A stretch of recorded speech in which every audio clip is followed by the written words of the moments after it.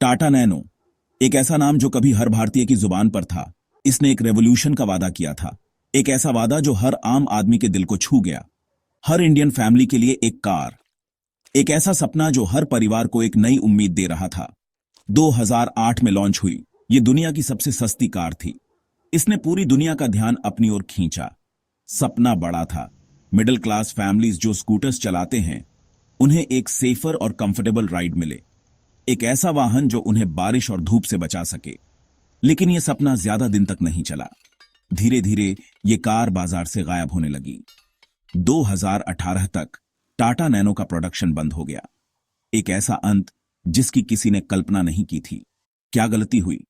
Nano की failure businesses के लिए एक इंपॉर्टेंट लेसन है, एक ऐसा सबक जो हर एंटरप्रेन्योर को सीखना चाहिए।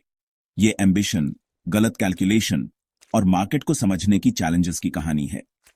एक ऐसी कहानी जो हमें सिखाती है कि सिर्फ एक अच्छा प्रोडक्ट ही काफी नहीं होता, मार्केट डायनामिक्स को समझना भी उतना ही जरूरी है।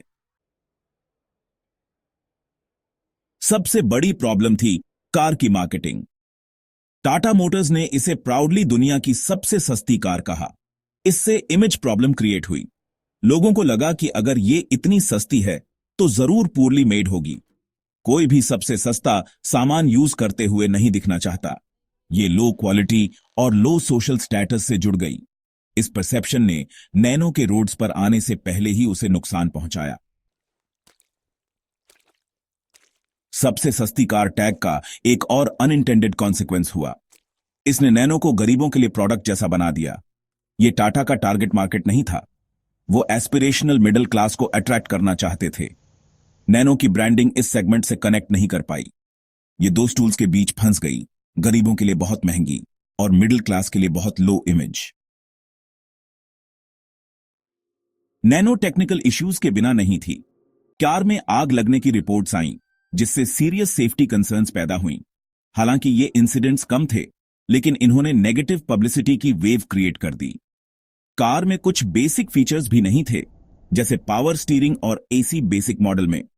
इससे ये एक कॉम्प्रोमाइज जैसी लगने लगी और चीप कार वाली परसेप्शन और स्ट्रांग हो गई।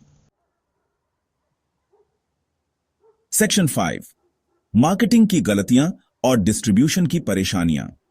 टाटा मोटर्स ने नैनो की मार्केटिंग और डिस्ट्रीब्यूशन के लिए कुछ अनयूजुअल चॉइसेस किए। उन्होंने इसे अनकन्वेंशनल चैनल्स जैसे ज्वेलरी स्टोर्स के थ्रू बेचने की कोशिश की। इससे कस्टमर्स कंफ्यूज हुए और प्रोडक्ट में कॉन्फिडेंस बिल्ड नहीं हो पाया। मार्केटिंग कैंपेन्स भी टारगेट ऑडियंस से कनेक्ट नहीं कर पाई। उन्होंने प्राइस पर ज्यादा फोकस किया और कार के फीचर्स या पोटेंशियल बायर्स की एस्पिरेशंस पर कम। सेक्शन 6, प्राइस सही नहीं है, हिडन कॉस्ट्स का खुलासा। नैनो का इनिशियल प्राइस टैग अट्रैक्टिव था, लेकिन ओनरशिप की एक्चुअल कॉस्ट एक्सपेक्टेड से ज्यादा निकली।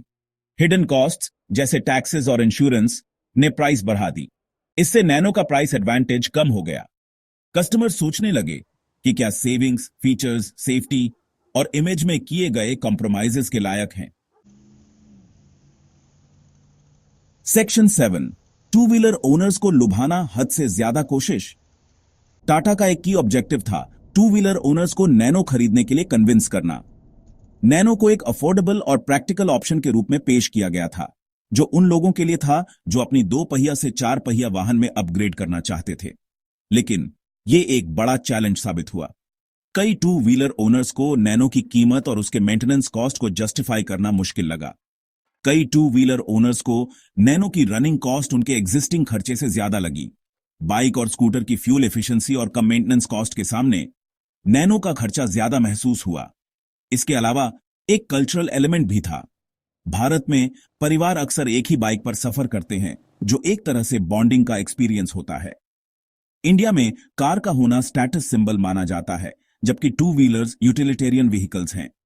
एक कार का मालिक होना एक प्रेस्टीज की बात है, जो समाज में एक हायर स्टेटस को दर्शाता है। नैनो अपने चीप टैग के साथ वो एस्पिरेशनल वैल्यू ऑफर नहीं कर पाई जो टू व्हीलर ओनर्स चाहते थे। नैनो को एक सस्ती कार के रूप में देखा गया, जो स्टेटस सिंबल के रूप में नहीं जानी गई। इस वजह से कई पोटेंशियल बायर्स ने नैनो को कंसिडर नहीं किया, क्योंकि वो एक ऐसी कार चाहते थे जो उनकी सोशल स्टैंडिंग को एनहांस करे। सेक्शन 8 प्रोडक्शन प्रॉब्लम्स और पॉलिटिकल हर्डल्स। नैनो का सफर प्रोडक्शन प्रॉब्लम से भरा था। वेस्ट बंगाल में कार मैन्युफैक्चर करने का इनिशियल प्लान फार्मर्स के रेजिस्टेंस के कारण डिले और कॉस्ट ओवररन्स का सामना करना पड़ा। फैक्ट्री को रिलोकेट करना पड़ा, जिससे एक्सपेंसेस और बीआरएच गए। इन सेटबैक्स ने कंपनी की कार को टाइम पर और प्रॉमिस्ड प्राइस पर डिलीवर करने की एबिलिटी को अफेक्ट किया और इसकी रेप्यूटेशन को नुकसान पहुंचाया। सेक्शन 9 ट्रस्ट टूटा, रीसेल वैल्यू गिरी। जैसे जैसे नैनो की प्रॉब्लम्स बढ़ती गईं, वैसे वैसे इसकी इमेज को नुकसान होता गया। शुरुआत में नैनो को एक अफोर्डेबल और रिलायबल कार के रूप में प्रमोट किया गया था, लेकिन धीरे धीरे इसके मैकेनिकल इश्यूज और फ्रीक्वेंट ब्रेकडाउन्स ने लोगों का भरोसा तोड़ ही दिया। कंज्यूमर ट्रस्ट, जो पहले हाई थी, कम होने लगी। लोग शोरूम में आते थे, लेकिन नैनो की कंडीशन देखकर निराश हो जाते थे। ये डिसअपॉइंटमेंट सिर्फ पोटेंशियल बायर्स तक सीमित नहीं थी, बल्कि एग्जिस्टिंग ओनर्स भी अपनी परचेज से खुश नहीं थे।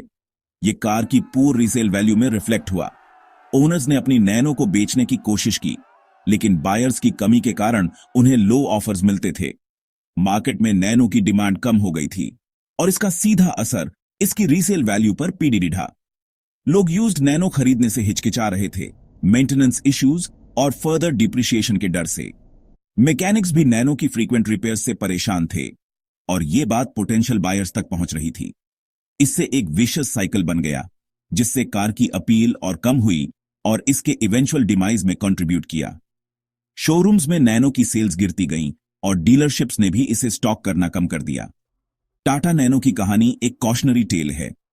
ये एक ऐसी कार थी जो बड़े ढेर सपनों के साथ लॉन्च की गई थी, लेकिन ग्राउंड रियलिटीज ने इसे फेल कर दिया। ये दिखाती है कि कैसे सबसे एम्बिशियस आइडियाज भी फेल हो सकते हैं अगर वो साउंड प्लानिंग, एग्जीक्यूशन और मार्केट की डीप अंडरस्टैंडिंग के साथ बैक नहीं है। टाटा नैनो का डाउनफॉल एक रिमाइंडर है कि सिर्फ इनोवेशन ही काफी नहीं है, बल्कि एग्जीक्यूशन और कस्टमर सेटिस्फैक्शन भी उतने ही महत्वपूर्ण हैं।